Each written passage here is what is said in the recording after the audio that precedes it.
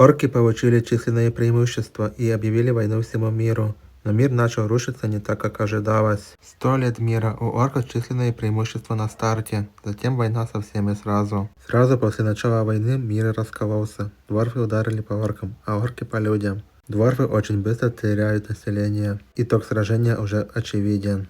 Люди не выдержали первой атаки. Орки прорвали оборону сразу за несколькими направлениями. Города начали падать один за другим. Население сокращалось не постепенно, а мгновенно.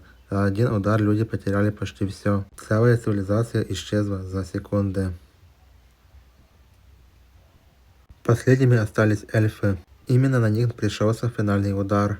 Битва началась мгновенно, без подготовки. Эльфы пытались удержать позиции, но давление оказалось слишком сильным. Их численность сокращалась на глазах. За считанные секунды цивилизация исчезла. Так закончилась эта война. Ну а дальше следующая раса.